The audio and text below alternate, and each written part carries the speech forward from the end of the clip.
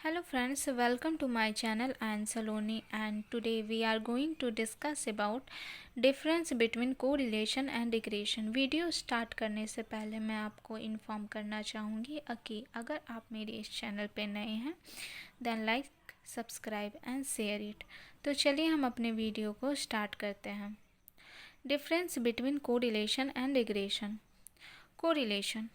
Correlation is a statistical measure which determine a correlationship or association of two variable.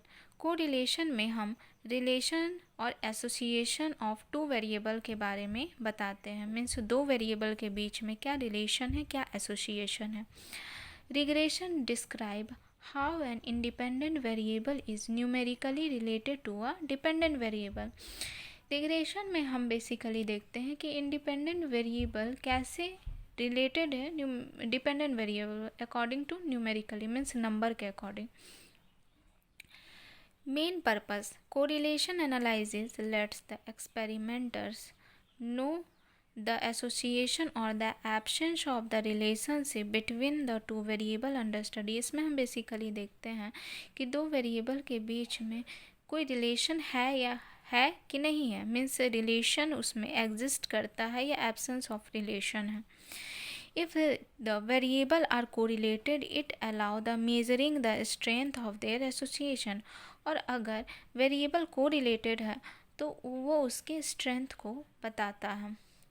Regression analysis help determine the functional relationship between the two variable or as to estimate the unknown variable with the help of known variable and make the future projection on event।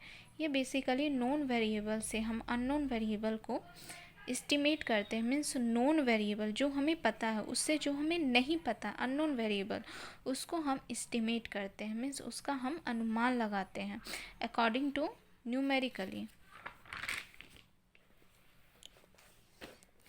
Objective क्या होता है correlation का? To find the numerically value that express the relationship between the variable.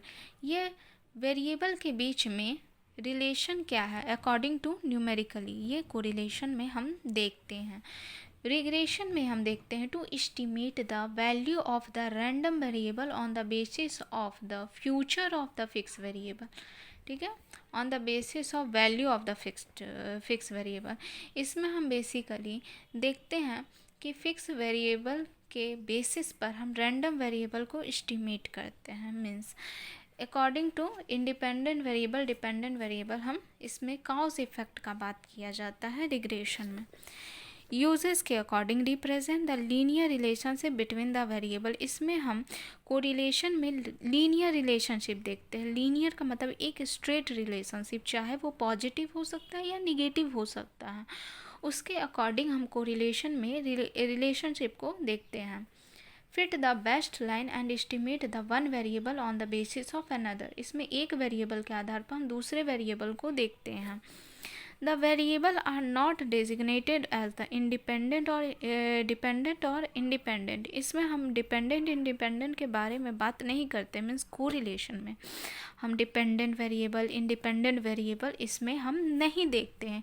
इसमें हम सिर्फ relationship association two variable के बीच में कोई रिलेशन है या नहीं है वो देखते हैं। रिग्रेशन में one variable is dependent and another variable is independent. इसमें हम बेसिकली देखते हैं कि एक वेरिएबल इंडिपेंडेंट है और दूसरा वेरिएबल डिपेंडेंट है। इस रिग्रेशन में हम इंडिपेंडेंट और डिपेंडेंट वेरिएबल को एस्टिमेट करते हैं। Correlation coefficient indicate the extent to which the two variable move together. इसमें हम बेसिकली देखते हैं कि दो वेरिएबल कैसे एक दूसरे के साथ मूव कर रहा है। ये या तो पॉजिटिव मूवमेंट हो सकता है या निगेटिव मूवमेंट हो सकता है। Regression indicate the impact of the unit change in the known variable on the estimated variable. इसमें हम बेसिकली देखते हैं क्या यूनिट चेंज हो रहा है एक वेरिएबल में और दूसरे वेरिएबल में। कोरिलेशन का हम एग्जांपल लेते हैं, देखते हैं कि गुड्स का प्राइस और उसका डिमांड। अगर कोई गुड्स का प्राइस धीरे धीरे इंक्रीज़ हो रहा है, ठीक है, और उसका डिमांड तो धीरे धीरे डिक्रीज़ करेगा।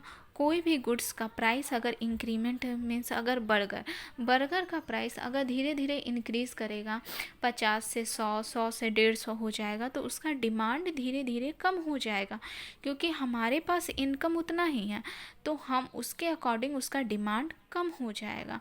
तो ये निगेटिव कोरिलेशन को बताता है। मीन्स एक प्राइस जब बढ़ रहा है तो डिमांड कम हो रहा है, तो ये निगेटिव कोरिलेशन को बता रहा है। और एक होता है positive correlation. For example income and demand. अगर हमारा इनकम बढ़ता है तो उसके अकॉर्डिंग हम अपने डिमांड को भी बढ़ा देते हैं। मीन्स अगर हमारा पहले इनकम होता था 10,000 और फिर हमारा इनकम बढ़ के 15,000 हो गया है, तो पहले हम जो गुड्स को नहीं खरीद सकते थे वो भी गुड्स को खरीद लेते हैं। तो जब हमारा इनकम बढ़ेगा तो उसके अकॉर्डिंग हमारा डिमांड भी इंक्रीज़ होता है। तो ये हमारा पॉजिटिव कोरिलेशन हुआ, क्योंकि हमारा इनकम भी बढ़ रहा है और डिमांड भी, दोनों ही बढ़ रहा है। तो ये हमारा पॉजिटिव कोरिलेशन हुआ। तो ये था कोरिलेशन का एग्जाम्पल। और रिग्रेशन में हम काउज इफ़ेक्ट देखते हैं। मीन्स इसका क्या काउज है और इसका क्या इफ़ेक्ट हो सकता है, जिसे हम न्यूमेरिकली मीन्स नंबर के रूप में रिप्रेजेंट करते हैं। तो ये था हमारा difference between correlation and regression. I hope आपको अच्छे से डिफरेंस समझ में आ गए होंगे। Thank you.